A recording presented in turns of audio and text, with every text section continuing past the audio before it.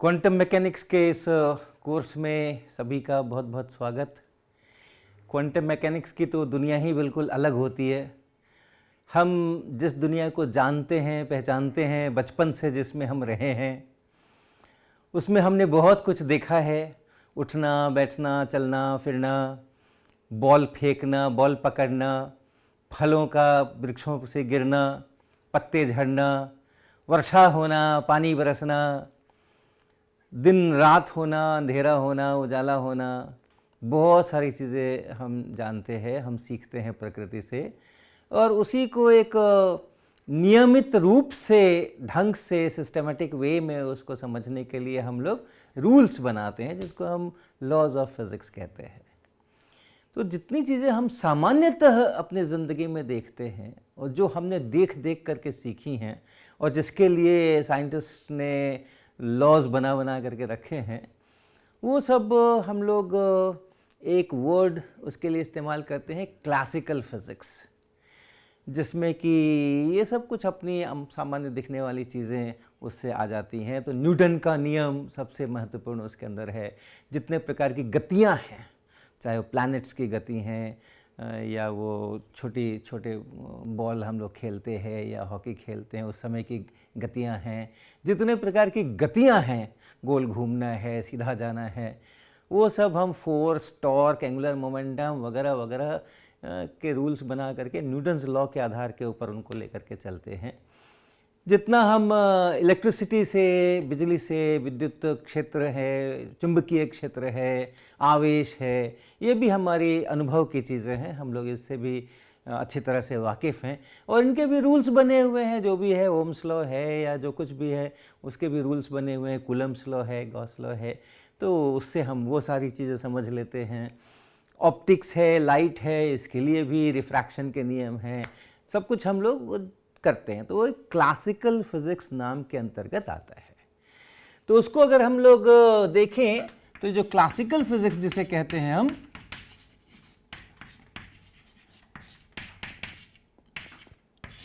वो दो जगह पर जो हमारी थोड़े अनुभव से बाहर की चीज़ें हैं, इसमें थोड़े चेंजेस करने पड़ते हैं, इससे काम नहीं चलता है। तो एक तो है जिसमें कि हम हाई स्पीड्स जब इन्वॉल्व हो जाती हैं,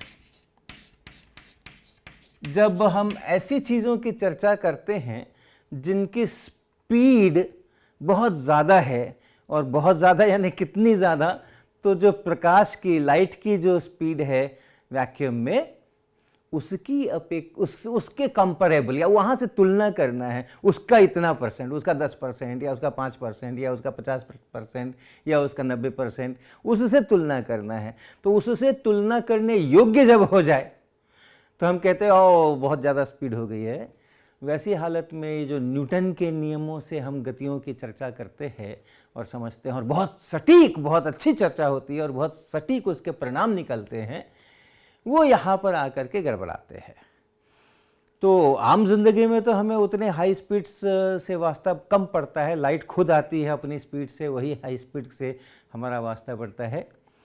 लेकिन जो एक्सेलरेटर्स पे काम करते हैं, जो फिजिसिस्ट्स पार्टिकल्स को एक्सेलरेट कराते हैं मशीनों के अंदर में, वो फिर बहुत बड़ी बड़ी वेलोसिटीज से, बहुत बड़ी बड़ी स्पीड्स के साथ में उनका आमना सामना होता है। तो वहाँ पे हाई स्पीड्स जब इन्वॉल्व हों तो फिर चीज़ें कुछ बदलती हैं और उसमें से निकलती है हमारी रिलेटिविटी की थियोरी।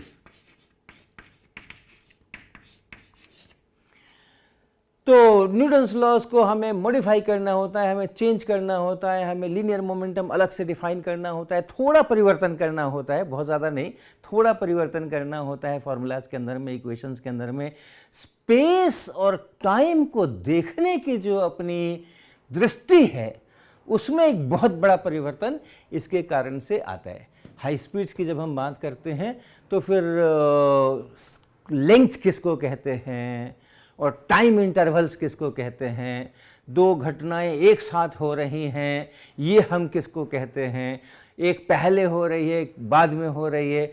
ये जो हमारी स्पेस और टाइम की जो कल्पनाएं हम अपनी आम जिंदगी से लेकर के आते हैं, उनमें फिर बदलाव करना होता है और वो एक चुनौतीपूर्ण काम होता है, क्योंकि वहाँ पर हमारा अपना अनुभव काम नहीं आता है।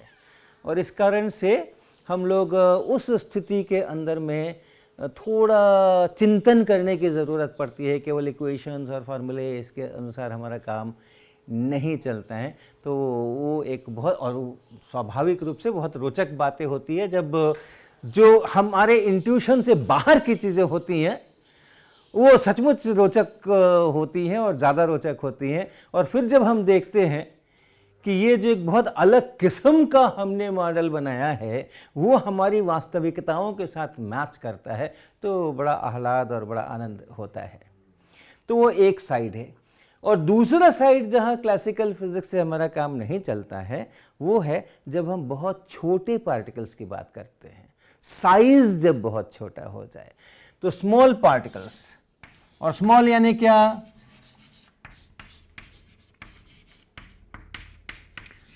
तो स्मॉल यानी आप समझ लें मॉलिक्यूल्स हैं, एटम्स हैं, न्यूक्लियंस हैं, प्रोटॉन्स हैं, न्यूट्रॉन्स हैं, इलेक्ट्रॉन्स हैं।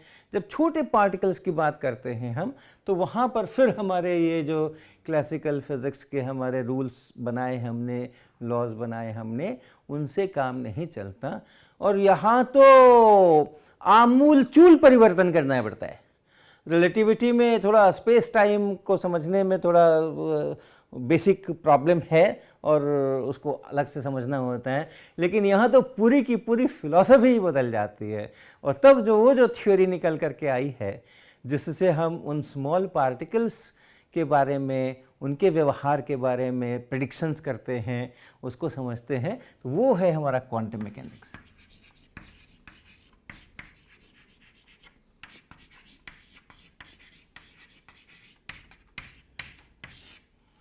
तो ये एक बहुत चुनौतीपूर्ण काम होगा कि हम अपनी सारी सोच को बदल डालें। आसान नहीं होगा ये, और इसलिए बहुत सारे डिस्कशंस करने होंगे, बहुत सारी बातें करनी होंगी, वाद विवाद करने होंगे उसको सिंक करने के लिए दिमाग के अंदर में कि हम क्या कह रहे हैं, ये सब जो कि बिल्कुल काउंटर इंट्यूटिव है और अलग किस्म की चीज़ें हैं। बेसिकली हमारे जो बहुत मूलभूत सिद्धांत हमने अपने दिमाग में बिठाए हैं वो भी यहाँ पर बदलने पड़ते हैं। उदाहरण के लिए अगर हम कहें कि भाई विज्ञान है, विज्ञान का कोई प्रयोग करना है, तो अगर आप एक प्रयोग करोगे और एक परिणाम मिलेगा और उसी प्रयोग को ठीक ठीक उसी प्रकार से अगर दोहराओगे तो वही परिणाम मिलेगा। Identical experiments will give you identical results. ये भी यहाँ पर सही नहीं होता, ये भी यहाँ पर सही नहीं होता। Identical experiments, truly identical can also give different results. तो ऐसे ही बहुत सारी चीज़ें निकल करके आएंगी। बहुत सारे जो प्रश्न बहुत स्वाभाविक रूप से हम पूछते हैं, भाई इतने टाइम पर ये पार्टिकल कहाँ है, कितना सरल सा और निर्दोष जैसा इनोसेंट क्वेश्चन है ये, किस टाइम के ऊपर ये पार्टिकल कहाँ है।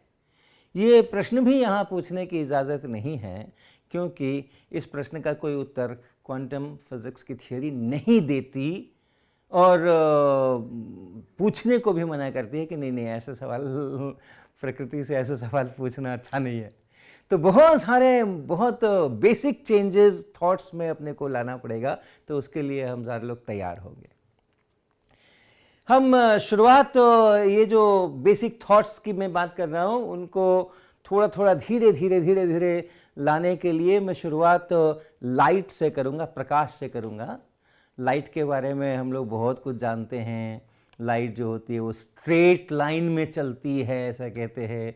हम उसको देख भी सकते हैं कि वो स्ट्रेट लाइन में चलती है। मैं आपको दिखाऊंगा भी अभी कि वो आपको दिखेगी वो चलती हुई स्ट्रेट लाइन में।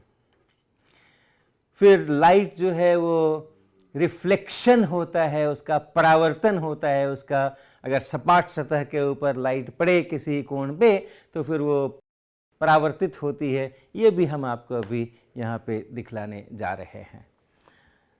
और परावर्तन के बाद अपवर्तन है, रिफ्रैक्शन जिसको कहते हैं। अगर एक ट्रांसपेरेंट मीडियम से दूसरे ट्रांसपेरेंट मीडियम में लाइट जा रही है तो झुक जाती है, उसका एंगल बदल जाता है। ये सब चीज़ें हम लोग बहुत अच्छी तरीके से जानते हैं। तो हम आपको कुछ चीज़ें यहाँ पर क्विकली करके दिखाते हैं जो कि चीज़ें हम अमूमन जानते हैं। तो यहाँ पे आप देख रहे हैं ये एक लेज़र का सोर्स है, ये इसमें से लाइट निकल रही है और वो लाइट निकल रही है वो आप यहाँ देख सकते हैं, ये लाइट निकल रही है और ये आगे जा कर के इस शीशे के डब्बे में जा रही है। और यहाँ इस शीशे के डब्बे में हमने हल्का स्मोक डाला हुआ है ताकि आपको इसका रास्ता दिखाई दे सके। यहाँ पे आपको रास्ता दिखाई नहीं दे रहा है, हालांकि लाइट है, लेकिन ये आप देख रहे हैं। तो लाइट जो है वो स्ट्रेट लाइन में चलती है। आप यहाँ से अंदाज़ा लगा सकते हैं कि हाँ लाइट स्ट्रेट लाइन में चलती है। और अगर किसी सपाट सतह पे पड़े तो वहाँ से वो परावर्तित भी होती है, तो उसको भी दिखाते हैं आपको। तो यहाँ आप देख रहे हैं हमने एक ये कांच की शीशी के अंदर में पानी रखा हुआ है और उस पानी के ऊपर की जगह में थोड़ा हल्का स्मोक डाला हुआ है। तो ऊपर की हवा में जो रे जा रही है या बीम जा रही है वो आपको दिख रही है।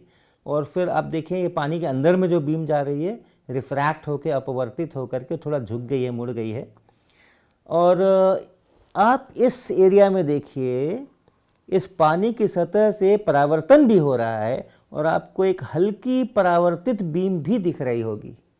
तो एक साथ लाइट का अपवर्तन भी होता है और परावर्तन भी होता है, रिफ्लेक्शन रिफ्रैक्शन साथ साथ हो रहे हैं। तो आप इसकी इंटेंसिटी पे गौर कीजिएगा, जो अंदर जा रही है उसकी इंटेंसिटी और जो परावर्तित हो रही है उसकी इंटेंसिटी को कंपेयर कीजिएगा। रिफ्रैक्टेड रे की इंटेंसिटी काफ़ी ज़्यादा है, रिफ्लेक्टेड रे की इंटेंसिटी या रिफ्लेक्टेड बीम कह लीजिए उसकी इंटेंसिटी कम है। इसको ध्यान में रखिएगा, इसकी मैं चर्चा बाद में भी करूँगा। तो यहाँ पे फिर से हमने इस लेज़र बीम को और इस ग्रेटिंग के ऊपर डाला। ये ग्रेटिंग है, अभी बताऊंगा मैं कि ग्रेटिंग क्या होती है। तो इस बीम को मैंने इस ग्रेटिंग के ऊपर डाला है और इस ग्रेटिंग से बाहर निकल करके बीम इस स्क्रीन पे जा रही है। और आप देखें यहाँ पर सिर्फ एक बीम है, एक सिंगल बीम है। और वो सिंगल बीम यहाँ जाने के बाद यहाँ पर वो सामने सामने वाली बीम है, फिर यहाँ पर है, फिर यहाँ पर है, यहाँ है, यहाँ है। तो कई सारी आपको दिख रही हैं। मेरा स्क्रीन बड़ा होगा तो आप और भी ज़्यादा देख पाएंगे। तो एक बीम इतने भागों में बंट रही है। तो ये ग्रेटिंग के अंदर में क्या है ऐसा जो इस एक बीम को अलग अलग दिशाओं के अंदर में बांट दे रहा है। ये जो चीज़ आप देख रहे हैं ये एक ट्रांसपेरेंट यहाँ मटेरियल दिख रहा होगा आपको, उसमें बहुत सारे पतले पतले पतले पतले स्लिट्स बने हुए हैं और बीच बीच में वो ओपेक है और बीच बीच में वो ट्रांसपेरेंट है। जैसे बहुत सारे इसमें स्लिट बने हुए हैं। समझो आप 1 सेंटीमीटर के अंदर में कुछ 5000 टाइप के इसमें उस तरह के स्लिट्स बने हुए हैं, तो इसको ग्रेटिंग कहते हैं।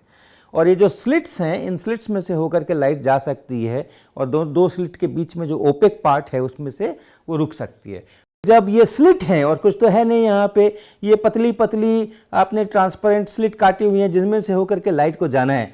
तो जब लाइट उसके ऊपर पड़ रही है इन स्लिटों के ऊपर, वहाँ से जाकर अनेक भागों में ये विभक्त हो रही है। तो एक स्लिट से गुजरने में, और सामान्यतः जैसा होना चाहिए था, अगर प्रकाश सीधी रेखा में चलता है तो जहाँ स्लिट है वहाँ से प्रकाश सीधी रेखा में चला जाता आगे सामने, और जहाँ ओपेक है वहाँ पे रुक जाता। तो हमें जितनी सारी स्लिट हैं उतनी सारी वहाँ पे लाइनें मिल जानी चाहिए थी, पतली पतली बगल बगल में। लेकिन वैसा नहीं हो करके आप देख रहे हैं कि ये किस तरह से विभक्त हो रहा है अलग अलग दिशाओं के अंदर में। तो इसको हम लोग डिफ्रैक्शन कहते हैं, विवर्तन कहते हैं। और ये तभी होता है जबकि जो लाइट है उसमें वेव का कैरेक्टर हो, तरंग की उसमें प्रकृति हो। तो तरंग जब आती हैं और इस प्रकार के स्लिटों पर पड़ती हैं तब उसका वो विवर्तन होता है, उसका डिफ्रैक्शन होता है। तो यहाँ पे हमने अपनी इस लेज़र बीम को और इस एक शीट में से होकर के गुजारा है। इसको हम पोलराइज़र शीट कहते हैं। और इससे होकर के जब आगे जा रही है बीम तो वहाँ सफ़ेद स्क्रीन के ऊपर पड़ रही है। तो मैं इस पोलराइज़र शीट को घुमाऊंगा और आप उस इंटेंसिटी पर ध्यान देना कि स्क्रीन के ऊपर जो स्पॉट बन रहा है वो कैसा हो रहा है, तेज़ हो रहा है, धीमा हो रहा है। तो आप देखिए क्या हो रहा है, इसकी इंटेंसिटी बढ़ रही है, लग रहा है कि इंटेंसिटी बढ़ रही है। और अगर हमने उसको और घुमाया और भी बढ़ी, और इसको मैं और घुमा रहा हूँ, और अब देखिए इंटेंसिटी वापस कम होने लगी है, ये कम होने लगी है, घट रही है, कम हो गई है, काफ़ी कम हो गई है, पहले की अपेक्षा काफ़ी कम हो गई है और अब फिर से ये बढ़ना शुरू हुई है। तो इस शीट को जब हम अपने ही स्थान पर घुमाते हैं तो जो उससे निकलने वाली बीम है, उसके बाहर निकलने वाली जो बीम है, उसकी इंटेंसिटी पीरियोडिकली कम और ज़्यादा होती है। अभी बहुत कम हो रही है, इस समय काफ़ी कम है और फिर अब बढ़ेगी, तो ऐसा बढ़ेगी। ये ऐसी शीट है, पोलराइजर शीट, कि इसको अपने ही प्लेन में केवल ऐसे घुमा दें तो इसमें से होकर जाने वाली जो ये लाइट है, इसकी इंटेंसिटी घटती और बढ़ती है। तो ऐसा भी इसी कारण से होता है कि जो प्रकाश है उसमें वेव का कैरेक्टर है, तरंग की प्रकृति है। तरंग जो होती हैं, जिसको अनुप्रस्थ तरंग कहते हैं, ट्रांसवर्स वेव्स कहते हैं, वो इस तरह के पोलराइजेशन की चीज़ें दिखा सकती हैं। तो हमने मुख्य रूप से आपको 4 चीज़ें दिखाई। प्रकाश सीधी रेखा में चलता है, प्रकाश का परावर्तन और अपवर्तन होता है, प्रकाश का विवर्तन होता है, डिफ्रैक्शन होता है, और प्रकाश का पोलराइजेशन होता है। ये चारों चीज़ें प्रकाश की तरंग प्रकृति से अच्छी तरह से समझी जा सकती हैं। आपको पता होगा कि किस प्रकार से प्रकाश तरंग है या कण है, इसके ऊपर करीब 150 साल तक काफ़ी डिबेट चली है। न्यूटन ने बहुत सारे एक्सपेरिमेंट्स किए हैं प्रकाश के ऊपर और उन्होंने ये कोशिश की कि प्रकाश को कणों का समूह मानते हुए, और जिस तरह से बॉल्स हमारी चलती हैं, फोर्स लगता है तो उसकी दिशा बदलती है या स्पीड बदलती है, उस अनुसार प्रकाश के भी ये कण हैं बॉल की तरह, और उस अनुसार उन्होंने बहुत सारी चीज़ों की व्याख्या की। लेकिन उन्हीं के समकक्ष जो हाइगेंस थे, क्रिश्चियन हाइगेंस, उनका कुछ अलग ही ख्याल था। और ख्याल नहीं था, ये केवल ख्याल नहीं होते हैं वैज्ञानिकों के, वो जो एक्सपेरिमेंट करते हैं तो उस पर जो चिंतन करते हैं उसके अनुसार चीज़ें होती है। तो हाइगेंस ने ये जो हमने अभी आपको पोलराइजर शीट की बात बताई थी, उस प्रकार के भी कुछ प्रयोग किए थे, जहाँ से उन्होंने प्रतिपादित करने की कोशिश किया कि ये तरंग से ही हो सकता है और कणों से नहीं हो सकता। न्यूटन को भी उसके बारे में पता था, तो वो थोड़ा चलता है, उन लोगों का संघर्ष चलता है, कि विचारों का संघर्ष चलता है कि क्या है क्या नहीं है। बहुत समय तक ये रहा है और बाद में फिर जब डिफ्रैक्शन के, इंटरफेरेंस के, व्यतिकरण के, विवर्तन के प्रयोग आए 19वीं शताब्दी के शुरू में, यंग, फ्रॉनहोफर, फ्रेनेल, तब जाकर के कुछ स्थितियां साफ हुई कि प्रकाश का सीधी रेखा में जाना भी तरंग से हो सकता है, अपवर्तन भी तरंग से हो सकता है, और परावर्तन भी तरंग से हो सकता है, और व्यतिकरण और विवर्तन तो तरंग से ही हो सकता है। और इस कारण से वो तरंग का जो एक सिद्धांत है उसको प्रमुखता मिली इन प्रयोगों के बाद में। लेकिन आप ये भी जानते हैं कि बाद में, समझिए एक 20वीं शताब्दी के शुरुआत में, 19वीं शताब्दी के अंत में, और कुछ ऐसे प्रयोग हुए जिनसे कि ये फिर से चैप्टर खुल गया। तरंग जो है, प्रकाश जो है वो तरंग है या वो कण है, और वो फोटो इलेक्ट्रिक इफेक्ट का प्रयोग, फोटो इलेक्ट्रिक इफेक्ट का प्रयोग, मैं उसकी चर्चा बाद में और करूँगा, आज के एजेंडा में वो नहीं है। लेकिन फोटो इलेक्ट्रिक इफेक्ट, जिसमें रोशनी पड़ती है किसी मेटल के ऊपर, उसमें से फिर इलेक्ट्रॉन्स निकलते हैं, और उन इलेक्ट्रॉन्स को जब देखा गया, उनकी गति नापी गई, उन कितने निकल रहे हैं प्रति सेकंड वो नापा गया, तो समझ आया कि नहीं, ये प्रकाश जो आ रहा है मेटल के ऊपर वो तरंगों के रूप में आ रहा है मान के चलेंगे तो ये एक्सपेरिमेंट समझ नहीं आएंगे। और कणों के रूप में अगर आ रहा है, एक एक अलग अलग काउंटेबल गिनती कर सकते हैं, ये एक कण है, ये दूसरा कण है, ये तीसरा कण है, तभी वो फोटो इलेक्ट्रिक इफेक्ट के एक्सपेरिमेंट के परिणाम हम समझ सकते हैं। तो इसको हम लोग कहते हैं फोटॉन्स। ये जो एक एक कण अलग अलग हैं उनको हम लोग कहते हैं फोटॉन्स। बाद में और भी कई सारे एक्सपेरिमेंट्स हुए जिसमें कि ये फोटॉन्स हैं, ये स्थापित हुआ। तो जो फोटॉन्स है, एक एक अलग अलग फोटोन है। जो रोशनी आ रही है, हमारी ट्यूबलाइट से रोशनी आ रही है, सूरज से रोशनी आ रही है, मोमबत्ती से रोशनी आ रही है हमारे पास में, तो उसका ये भी एक पिक्चर है, उसका ये भी एक डिस्क्रिप्शन है कि क्या आ रहे हैं। तो फोटॉन्स आ रहे हैं, कितने फोटॉन्स आ रहे हैं, तो कितनी इंटेंसिटी है उसके अनुसार तय हुआ कि कितने फोटॉन्स आ रहे हैं, कितनी ऊर्जा आ रही है, तो एक एक फोटॉन की अपनी अलग अलग ऊर्जा है, और कितनी ऊर्जा है वो उसके वेवलेंथ पर डिपेंडेंट है। तो ये सब चर्चाएं हम करने वाले हैं, लेकिन मुख्य रूप से ये आप समझें कि फोटोन का पिक्चर भी एक वैलिड पिक्चर है और तरंग का पिक्चर भी एक वैलिड पिक्चर है। अब आप चले जाइए हमारे प्रकाश के परावर्तन और अपवर्तन के प्रयोग पे, जो अभी आपने देखा। तो क्या देखा आपने देखा कि अगर हमारा नीचे में पानी है और ऊपर में हवा है,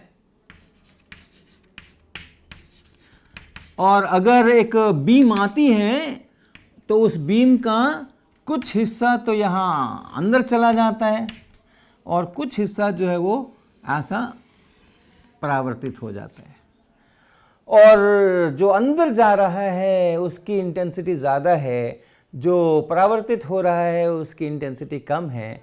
अर्थात फोटोन पिक्चर में अगर हम आए तो यहाँ से जितने फोटॉन्स इस इंसिडेंट बीम में, आपतित बीम के अंदर में हैं, उनमें से कुछ फोटॉन्स यहाँ परावर्तित हो जा रहे हैं और अधिकतर फोटॉन्स जो हैं वो अपवर्तित हो जा रहे हैं। अब थोड़ा विचार करें, यहाँ तक ठीक है। मान लीजिए ये इंटेंसिटी 20% है और ये इंटेंसिटी 80% है, तो अर्थात अगर यहाँ से 100 फोटॉन्स आते हैं, 100 फोटॉन्स आते हैं, तो उसमें से 20 फोटॉन्स को यहाँ चले जाना है और 80 फोटॉन्स को यहाँ चले जाना है। लेकिन कौन से फोटॉन को ऊपर जाना है और कौन से फोटॉन को अंदर आना है, कौन इस बात का निर्णय करेगा? What is the factor which will decide? ये कौन डिसाइड करेगा कि ये जो फोटोन आ रहा है ये यहां से परावर्तित होगा या ये यहां से अपवर्तित होगा? और इस प्रश्न का जवाब कोई भी नहीं देगा, क्योंकि हमारी सारी थियरी जो है, हमारी प्रकृति इस प्रकार की है कि इस प्रश्न का जवाब नहीं दिया जा सकता है। हम सिर्फ ये कह सकते हैं कि अगर कोई फोटोन आ रहा है तो 20% चांस है, प्रोबेबिलिटी है कि वो ऊपर चला जाए, 80% प्रोबेबिलिटी है कि वो नीचे चला जाए।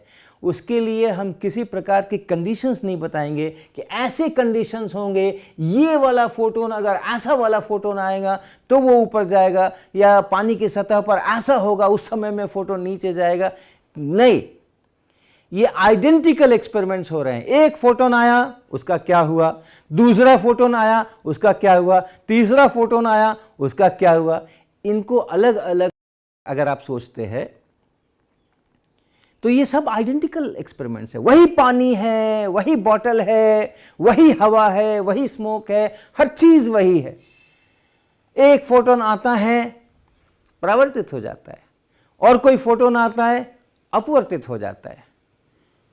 अर्थात identical experiments need not give identical results. वही प्रयोग उन्हीं परिस्थितियों में, एग्जैक्टली उन्हीं परिस्थितियों में आप दोहराए तो आपको वही परिणाम निकलेगा। ये जो हमारी एक सोच होती है, ये जो हमारी एक थिंकिंग होती है, क्लासिकल थिंकिंग होती है, उससे हम बाहर आने की कोशिश कर रहे हैं, हम बाहर निकालने की कोशिश कर रहे हैं आपको। Identical experiments need not give identical results.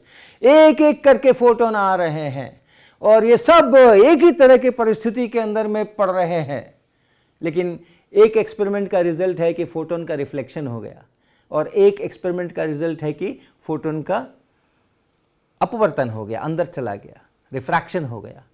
लेकिन ये रैंडम नहीं है, ये रैंडम नहीं है। एक फोटोन के बारे में आप नहीं बता सकते हो कि ये क्या करने वाला है, लेकिन अगर 1 मिलियन फोटोन्स हैं या 10 पे पावर 12 फोटोन्स हैं, 10 पे पावर 6 फोटोन्स हैं, 10,000 फोटोन्स हैं, 5,000 फोटोन्स हैं, 1,000 फोटोन्स हैं, तो हमें पक्का पता है, हमें पक्का पता है कि इतने एंगल से अगर हमने डाला है, ये एंगल ऑफ इंसिडेंस है, ये परिस्थिति है, ये पानी है, ये हवा है, इतना इसका रिफ्रैक्टिव इंडेक्स है। तो उसमें से कितने उधर जाएंगे और कितने उधर आएंगे, कितने प्रतिशत उधर जाएंगे, कितने प्रतिशत इधर आएंगे, ये हमें पक्का पता है। अर्थात हमें प्रोबेबिलिटीज़ का पता है, और जब सैम्पल साइज बड़ा हो जाता है, बहुत सारे होते हैं, तो प्रोबेबिलिटीज़ के अनुसार हमारे रिजल्ट्स जो हैं वो बहुत अच्छी तरह से निकल करके आते हैं। तो ये एक इस लेक्चर का आप मैसेज लेकर के जाइए कि अगर एक ही एक्सपेरिमेंट को आप बार बार दोहराएं तो उसके परिणाम अलग अलग हो सकते हैं। ये क्वांटम मैकेनिक्स का एक मूल सिद्धांत है। लेकिन ये जब हम स्मॉलर पार्टिकल्स, इंडिविजुअल पार्टिकल्स कर रहे हैं, तब अगर आप के पास बहुत सारे रिपीटेशंस हैं तो फिर उस प्रोबेबिलिटी के अनुसार फिक्स्ड, अगर आपने 2 वोल्ट का विभवांतर लगाया है 4 ओम के रेसिस्टेंस के ऊपर, तो आप ये नहीं कह सकते कि पहली बार हमने किया था तो हमें 1 एम्पियर की धारा मिल गई, दूसरी बार किया तो आधे एम्पियर की धारा मिल गई, चौथी बार किया तो हमें 2 एम्पियर की धारा मिल गई, और क्वांटम मैकेनिक्स के रूल के अनुसार सब कुछ ठीक है। सब कुछ ठीक नहीं है, क्योंकि वहाँ एक इलेक्ट्रॉन की बात नहीं हो रही है, वहाँ बहुत सारे इलेक्ट्रॉन्स जो बह रहे हैं, जो चल रहे हैं, उनकी बात हो रही है। तो ये एक टेक होम मैसेज आज के लेक्चर का होगा।